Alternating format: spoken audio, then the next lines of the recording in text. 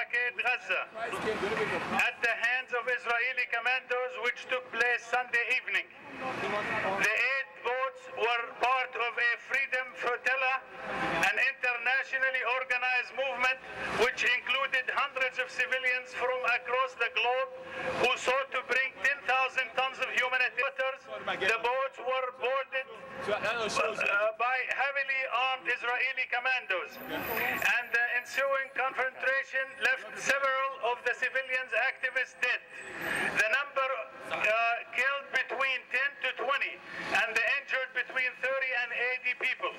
The ships and their passengers have been taken to Israeli ports, and Israel has yet to release complete details on the dead and injured. The Arab American and Muslims mourn the losses of the activists who took it upon themselves to raise awareness about the injustice of the siege in Gaza.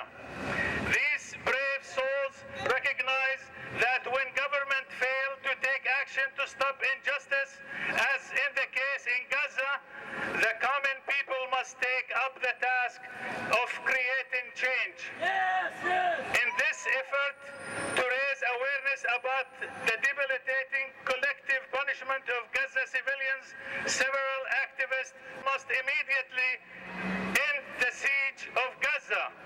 The siege has benefited no one, and the collective punishment of civilians is a crime under the international law.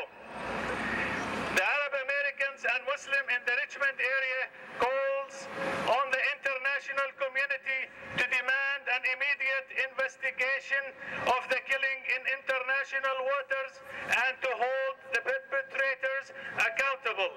Furthermore, we call on civil society to redouble their effort to end the collective punishment of the people of Gaza and the ongoing Israeli occupation of Palestinian territory.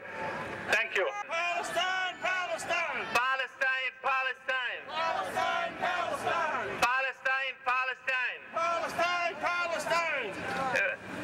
Gaza, Gaza, don't cry. Gaza, don't cry. Gaza, Gaza, don't cry. Palestine will never die. Gaza, Gaza, don't you cry.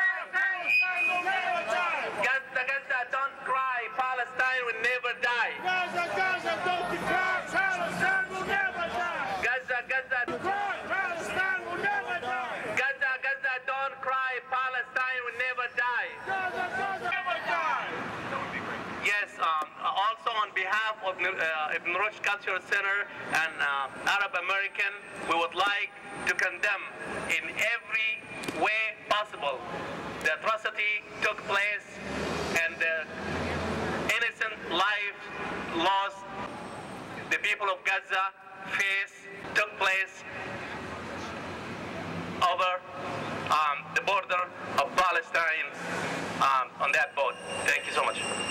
The deadly attack by Israeli forces on international humanitarian aid activists.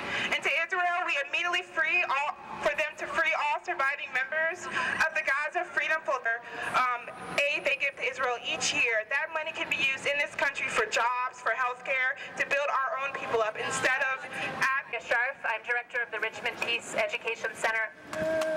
I've spoken at a lot of peace protests before, and today I wanted to do something a little bit different and to speak personally. And I thank you for listening. What I wanted to say was that I was very close to my German Jewish grandmother who fled from the Nazis in 1933 in Berlin, Germany. It's home, but I have an understanding of the history of the Jewish people and the experience of persecution, and I understand the feeling among the Jewish community that they need a place to feel safe. Everyone needs a place to feel safe. Not come at the cost of the lives and freedoms of another people. I stand here today to deplore the raid of this engaging in an act of very courageous nonviolence. There is something transformative about nonviolent struggle, and this action reminds me of some other instances in history where people have risen up nonviolently. I think about the civil rights movement, the Gandhi movement in India, and where the state has cracked down violently against them. And many times when I think of those historic examples, the state is cracked down violently, it seems to me like it's actually an act of weakness, not an act of strength. I think of Bull Connors, hoses, and dogs in Alabama. I think about the British colonial rulers attacking the nonviolent Gandhian Satyagrahi. I think about Kent State. And I think this moment is transformative. I believe in the power of nonviolent struggle, and I believe that the siege of Gaza will end. In fact, it has perhaps already begun to end with Egypt opening the borders today. I believe that the illegal occupation of the Palestinian people will and must come to an end. If we all stand together in solidarity and in hope for a truly free and equal